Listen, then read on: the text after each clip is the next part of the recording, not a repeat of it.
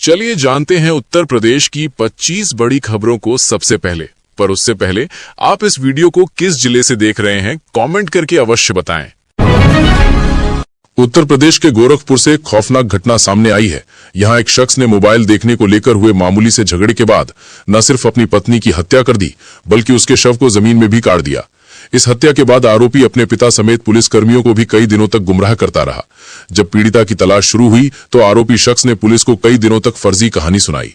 Police ने पीड़िता की पहचान 26 वर्षीय खुशबू के रूप में की है, जबकि आरोपी की पहचान अर्जुन के रूप में की गई है। उत्तर प्रदेश में स्मार्ट प्रीपेड मीटर लगवाने वाले बिजली उपभोक्ताओं के लिए अच्छी खबर है। Uttar Pradesh power corporation limited ने प्रीपेड स्मार्ट मीटर उपभोक्ताओं को बिजली बिल पर 2% की छूट देने की व्यवस्था जारी रखी है। ये छूट टैरिफ ऑर्डर के तहत पहले से लागू है और केंद्र सरकार के दिशा निर्देशों के अनुरूप प्रीपेड मीटरों को प्रोत्साहन देने का हिस्सा है। इससे लाखों उपभोक्ताओं को मासिक बिल में सीधी बचत हो रही है, साथ ही रिचार्ज और खपत ट्रैकिंग की सुविधा भी मिल रही है। उत्तर प्रदेश में कांस्टेबल भर्ती 2025 का इंतजार कर रहे लाखों अभ्यर्थियों के लिए दिसंबर का आखिरी हफ्ता किसी अग्नि परीक्षा से कम नहीं है। उत्तर प्रदेश पुलिस भर्ती एवं प्रोन्नति बोर्ड यानी कि यूपीपीआरपीबी ने सोशल मीडिया प्लेटफॉर्म एक्स के जरिए जानकारी दी थी कि दिसंबर महीने में ही इस भर्ती का नोटिफिकेशन जारी कर दिया जाएगा। लेकिन साल के आखिरी हफ्ते में प्रवेश करने के बावजूद अब तक नोटिफिकेशन का अता पता नहीं है। ऐसे में अभ्यर्थियों और शिक्षकों को सबसे बड़ा डर ओवर एज यानी कि आयु सीमा पार होने का सता रहा है। युवाओं का मानना है कि नोटिफिकेशन में जरा सी भी देरी उन्हें इस भर्ती प्रक्रिया से हमेशा के लिए बाहर कर सकती है। नया साल सिर्फ कैलेंडर बदलने का नाम नहीं होता, बल्कि इसके साथ हमारी रोजमर्रा की जिंदगी से जुड़े कई नियम भी बदल जाते हैं। दिसंबर का महीना अब खत्म होने वाला है और 2026 की शुरुआत होते ही देश में बैंकिंग, टैक्स, राशन कार्ड, किसानों की योजनाएं, गैस की कीमतें, डिजिटल पेमेंट, सरकारी कर्मचारियों की सैलरी और कई दूसरी सुविधाओं से जुड़े नए नियम लागू हो सकते हैं। भारतीय रिजर्व बैंक ने अपने आधिकारिक अवकाश कैलेंडर के तहत बुधवार को बैंक बंद रखने की घोषणा की है। इस दिन सार्वजनिक और निजी क्षेत्र के सभी बैंक शाखाओं में कोई भी नियमित बैंकिंग कार्य नहीं होगा। आरबीआई के अनुसार यह अवकाश नेगोशिएबल इंस्ट्रूमेंट्स एक्ट के अंतर्गत घोषित किया गया है, जो त्योहार, क्षेत्रीय अवकाश या विशेष अवसरों को ध्यान में रखकर तय किया जाता है। बैंक बंद रहने के कारण चेक क्लियरेंस, नकद जमा निकासी, ड्राफ्ट और काउंटर से जुड़े काम प्रभावित रहेंगे। हालांकि ग्राहकों को घबराने की जरूरत नहीं है, क्योंकि ATM, internet banking, mobile banking और यूपीआई सेवाएं सामान्य रूप से चालू रहेंगी। उत्तर प्रदेश में स्वच्छ और पर्यावरण अनुकूल सार्वजनिक परिवहन को बढ़ावा देने की दिशा में एक महत्वपूर्ण कदम उठाते हुए प्रयागराज से 6 नई इलेक्ट्रिक बसों का संचालन शुरू हो गया है। ये बसें प्रयागराज को 4 प्रमुख जिलों अयोध्या, वाराणसी, कानपुर और संभवतः लखनऊ से जोड़ेंगी। 23-24 दिसंबर को लीडर रोड डिपो कार्यशाला में आरजी मोबिलिटी द्वारा इन बसों का शुभारंभ किया गया। भारतीय विशिष्ट पहचान प्राधिकरण यानी कि यूआईडीएआई 31 दिसंबर 2025 की आधी रात के बाद से आधार से जुड़े कई बड़े नियमों में बदलाव करने जा रहा है। उसने 1 दिसंबर 2025 से नया आधार कार्ड के डिजाइन को लागू कर दिया है, जिसमें सिर्फ फोटो और क्यूआर कोड होगा। फिजिकल फोटोकॉपी की जगह डिजिटल वेरिफिकेशन, फेस ऑथेंटिकेशन को कानूनी मान्यता और आधार पैन लिंकिंग की अंतिम डेडलाइन तय की गई है। समय पर अपडेट न करने पर टैक्स और फाइनेंशियल सेवाएं प्रभावित हो सकती हैं। उत्तर प्रदेश में 56,000 स्मार्ट मीटर बदलने का काम शुरू हो गया है। इस परियोजना का उद्देश्य ऊर्जा दक्षता को बढ़ाना और बिजली वितरण प्रणाली को आधुनिक बनाना है। स्मार्ट मीटर लगने से उपभोक्ताओं को बिजली की खपत की बेहतर जानकारी मिलेगी और वे ऊर्जा की बचत कर सकेंगे। ये कदम गोरखपुर के बिजली बुनियादी ढांचे को सुधारने में महत्वपूर्ण माना जा रहा है। केंद्र सरकार ने यूपी के तीनों शहरों में मेट्रो का जाल बिछाने के लिए योजना बनाने पर अपनी अनापत्ति यानी कि एनओसी दे दी है। यूपीएमआरसी ने इसके लॉन्ग टर्म योजना पर काम भी शुरू कर दिया है। तीनों शहरों से मास्टर प्लान के अनुरूप विजन डॉक्यूमेंट 2047 पर काम शुरू हो गया है। गोपालगंज के थावे मंदिर में हुई आभूषण चोरी का पर्दाफाश हो गया है।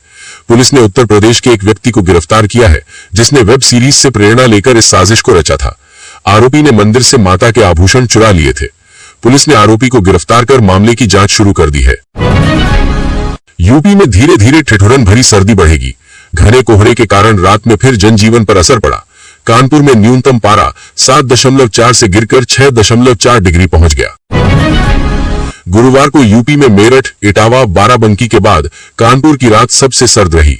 मौसम विभाग ने 31 दिसंबर तक कोहरे और शीतलहर का अलर्ट जारी किया है। यूपी में बरेली, वाराणसी, प्रयागराज, लखनऊ, कानपुर, गोरखपुर में बेहद घना कोहरा पड़ने का अनुमान है।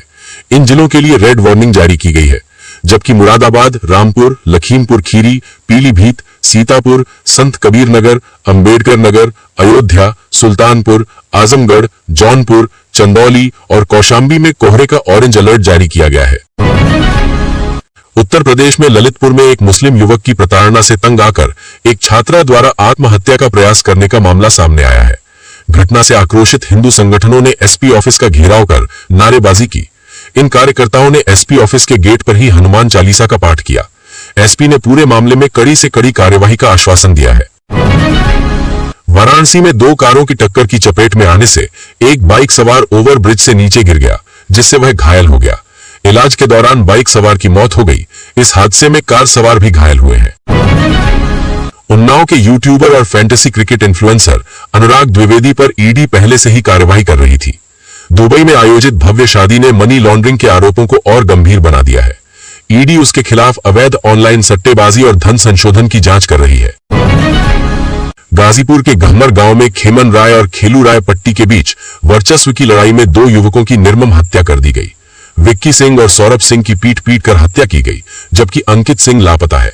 घटना के बाद आक्रोशित परिजनों ने हत्यारों की गिरफ्तारी की मांग को लेकर शव को थाने के सामने रखकर जाम लगा दिया। उत्तर प्रदेश में हाई स्कूल और इंटरमीडिएट की प्री बोर्ड परीक्षाएं 5 से 21 जनवरी तक होंगी। प्रश्न पत्र 29 और 31 दिसंबर तक स्कूलों को मिल जाएंगे। ये परीक्षा छात्रों को बोर्ड परीक्षा के लिए तैयार करने में मदद करेगी और उन्हें अपनी तैयारी का मूल्यांकन करने का अवसर मिलेगा। परीक्षा का आयोजन शिक्षा विभाग द्वारा किया जा रहा है। उत्तर प्रदेश के बहराइच में पंचायत चुनाव की मतदाता सूची में एक बड़ी गड़बड़ी सामने आई है। यहां एक नाबालिग को बालिग दर्शाया गया है और उसे बिना शादी के दुल्हन भी मिल गई है। इस गलती से स्थानीय लोगों में आक्रोश है और चुनाव अधिकारियों की लापरवाही पर सवाल उठ रहे हैं। मेरठ जौनपुर के खुटन थाना क्षेत्र के पनौली गांव में यूबीआई मिनी बैंक के संचालक सेवाराम पासवान की हत्या कर दी गई। बदमाशों ने बैंक से नकदी लूट ली। पुलिस ने जांच शुरू कर दी है और हत्यारों की तलाश जारी है। घटना के बाद गांव में दहशत का माहौल है। पुलिस सीसीटीवी फुटेज की जांच कर रही है। वाराणसी में घने कोहरे के कारण विमानों का परिचालन प्रभावित हुआ है, जिसके चलते कई उड़ानें रद्द कर दी गईं। लगातार 11वें दिन कोहरे के कारण विमान सेवाएं बाधित रहीं, जिससे यात्रियों को परेशानी हुई।